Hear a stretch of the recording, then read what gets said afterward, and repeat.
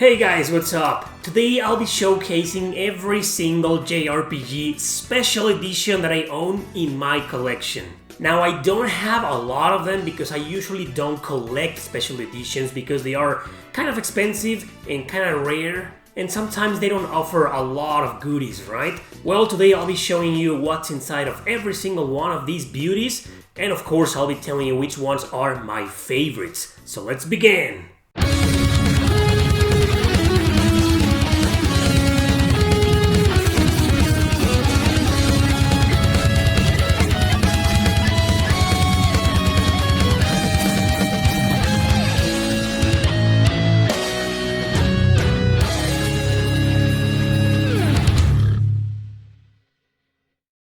Alright, we're gonna start with this beautifully looking, gold looking special edition of Wild Arms 5. This is the 10th anniversary of the series, and it also contains an art book with precisely the art of Wild Arms 5, but also with the art of every single Wild Arms game ever released. So this is the art book, the art of Wild Arms, as you can see down there, not specifically Wild Arms 5, but the entire series. So it has primarily the work of Wild Arms 5, with some of the characters here, in some beautifully looking wallpapers. I actually really like the character design in this game. I think it's honestly beautiful, in my opinion, of course. And like I said, there's also art from Wild Arms 4, 3, 2, 1, every single one of them, which is pretty much badass in my opinion. I'm really glad they included this art book to celebrate the 10th anniversary of the series.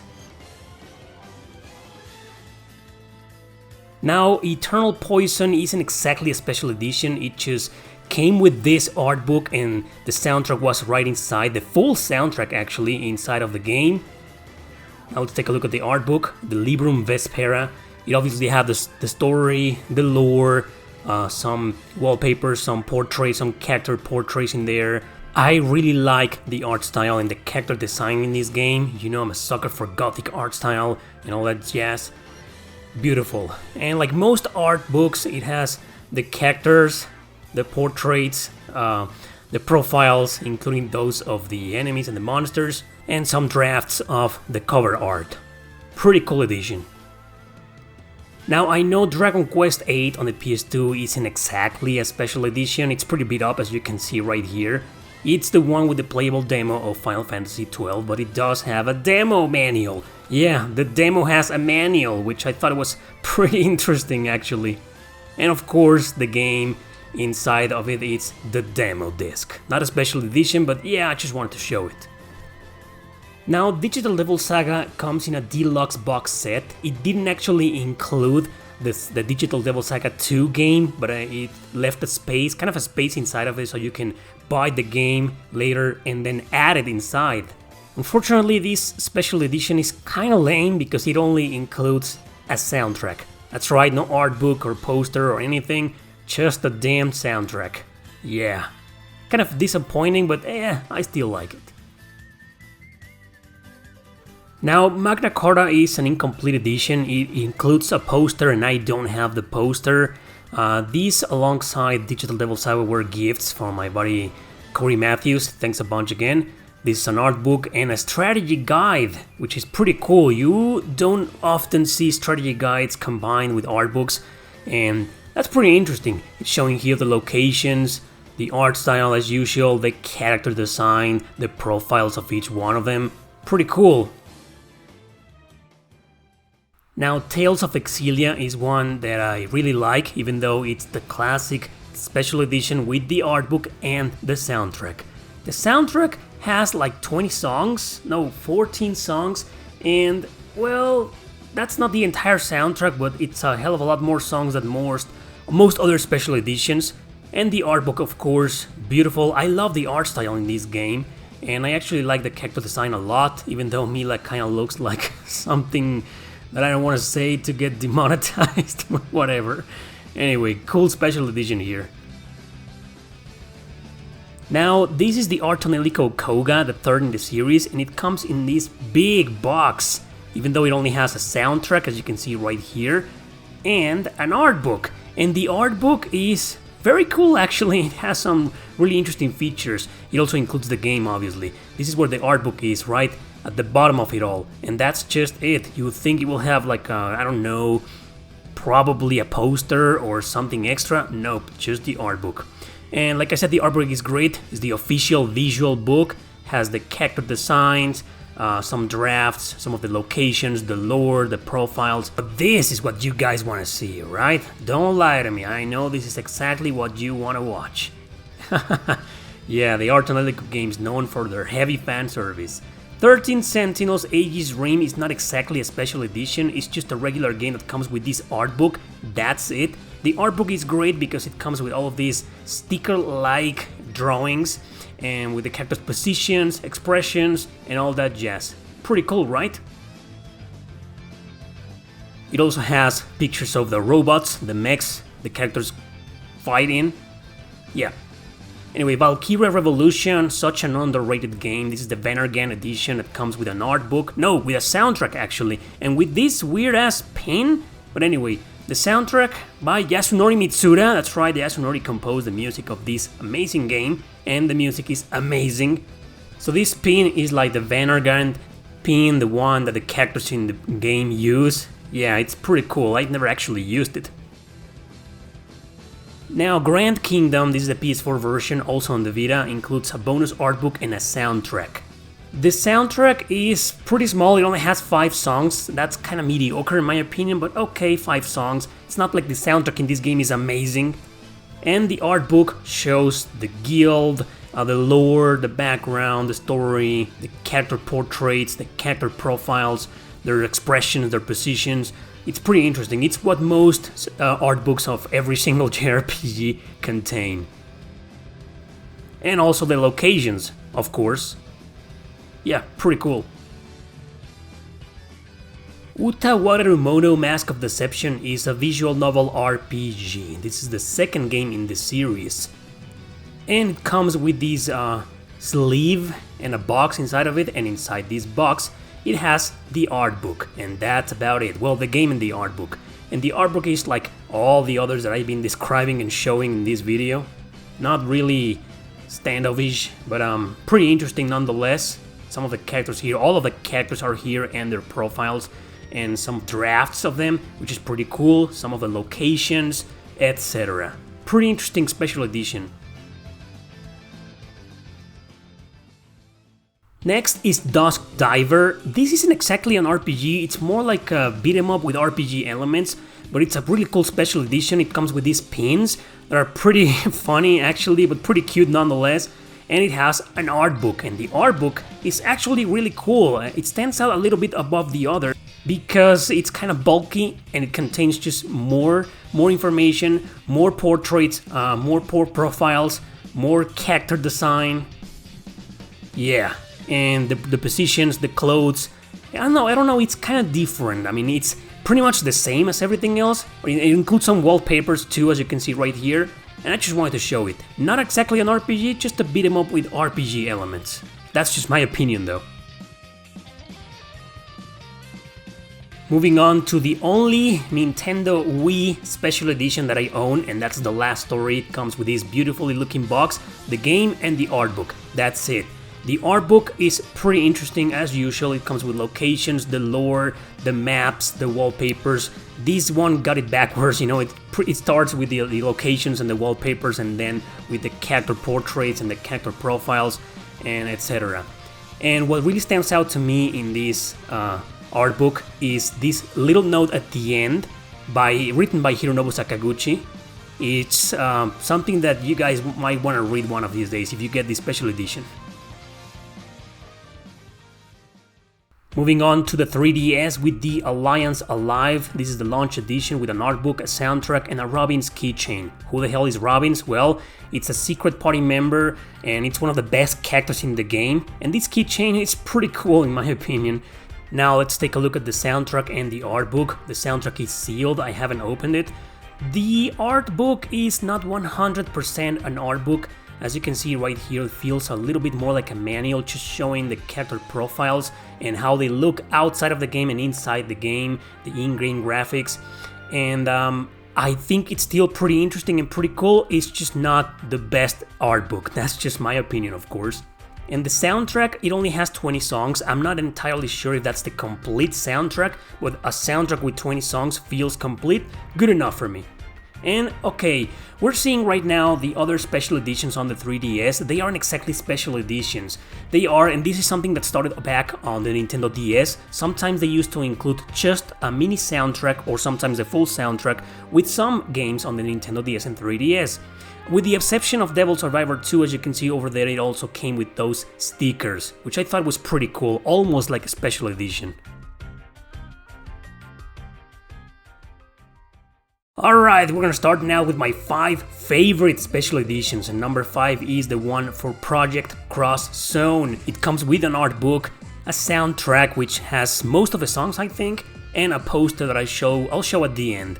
Now the art style, the art book is not exactly an art book, it's once again just one with the character portraits, not even profiles, it just tells you where these characters come from, like where their games they come from, and that's about it. The soundtrack, like I said before, I think it has all of the soundtrack, the entire soundtrack comes with songs from the different games the characters come from, pretty cool. And the poster is what stands out. It's not that big, but I don't know, I just really loved it because it includes every single character that appears in the game. This is one of my favorite special editions. Coming right up, number 4, Lunar, the Silver Star Story Complete on the PlayStation. It's kind of beat up, but I don't mind. This was a gift from a fan from France. Remy, thanks a bunch, man. Now, this comes with the game, obviously. Oh boy, okay. And inside of it, it comes with a cloth map. That's pretty cool. Rarely do we see special editions with cloth maps nowadays. This is a map of the entire continent, well, the entire world where Lunar takes place in, and it's in mint condition. I really appreciate that. Pretty damn cool. Now the art book is pretty bulky, as you can see right here. It was printed in a hardcover and it includes a strategy guide and the instruction manual and an art book, like 3 things in one. That's awesome. Obviously it includes the character portraits, the character profiles, the lore, the story, and how to play the game, and it also includes interviews with the developers of the game. I mean, how awesome is that? This is why this special edition is one of my favorites. I really like the details, sometimes working designs put in some of the special editions and their localizations. Yeah, it's just awesome. It also includes songs, both in English and Japanese. And in the game, it has 4 discs, the 2 discs of the game, and it also comes with a media disc and a soundtrack. The media disc has interviews, behind the scenes, voice acting, etc. It's just great. I love this special edition. Now, Ragnarok Tactics on the PSP, as you can see, it's the Japanese edition, but inside of it is the original North American release. I put that there, and I think I sent my buddy Ainashi the Japanese copy of it as a gift. As far as I'm concerned, there is no special edition for the North American release. Anyway, it comes with a sealed soundtrack, and I think it has the full soundtrack. That's awesome. It comes also with this thing, this card. I don't know what this is. I think it includes some DLCs at the end. I can't read Japanese, so I don't know what this is, but it's pretty cool. And of course, the art book, also pretty bulky, also with all the character design, notes by the developers. I love the art style in this game, it's just freaking beautiful. And of course the character portraits, their profiles, their expressions, their different faces, their different facets. It's just amazing. I love this art book, it's one of my favorites, even though what it contains inside is just pretty much what every JRPG art book has, the locations, etc., and wallpaper at the end.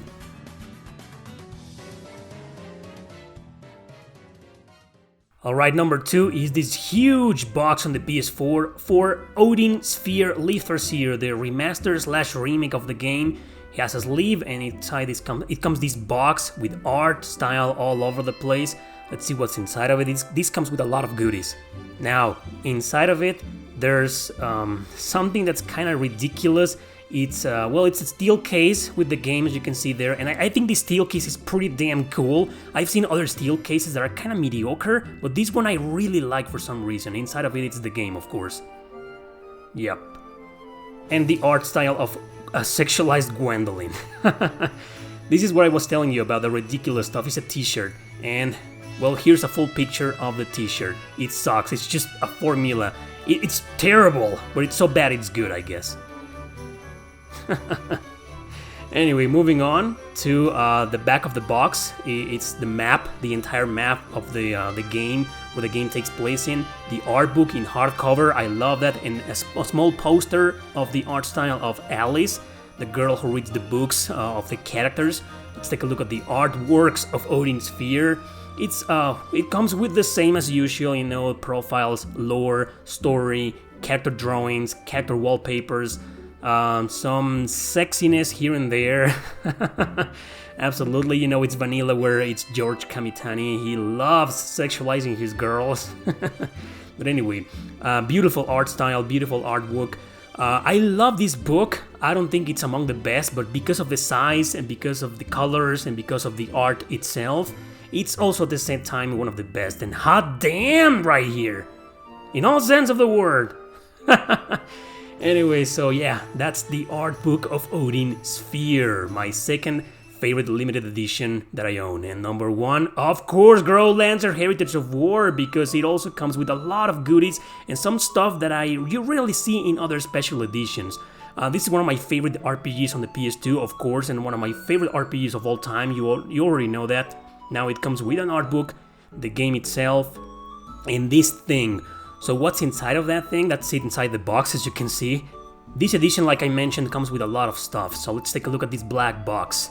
What's inside of this black box? Well, ta-da! A keychain that's beautiful in my opinion, with the logo of the game right there. Awesome. And the media disc. It comes with some music and some behind the scenes stuff. Pretty interesting. This is really cool. We rarely see that. It usually comes with a soundtrack, that's it. But a media disc, that's awesome. The game, my copy is sealed. I have an extra copy opened. The pins are always not really something that I'm interested in, but it's cool to have them, right? I'll probably never use them, but some pins of this game, that's awesome. And the art book. Oh, that's right, these two things, these two cards with these effects. I don't know how to call that in English, but they're really awesome. I mean, how many JRPG special editions do you see out there with those things, with those types of cards? Anyway, the illustration archive. This is the regular art book, but it also comes with the art style of the other Growlancer games in the series, not just Heritage of War, because this is the 5th game in the series. It comes with some ideas, some drafts, character portraits, character profiles, expressions, different outfits, locations, monsters, etc. And woohoo, okay, yeah, these are from the other Growlancer games, like I mentioned before. This is from the first Growlancer, and that's awesome. Remember that special edition of Wild Arms 5 that I showed at the beginning? This is the same. It's like to celebrate some kind of anniversary, and it includes art style and wallpapers from all the other Growlancer games. This is Growlancer 2, The Sense of Justice. This is the one from the Dual Darkness, the third one, and there's also from Wayfarer of Time, which is the one on the PSP. Yeah, that's awesome. I love this art book, man, and I love this special edition, my favorite special edition that I own. Yeah.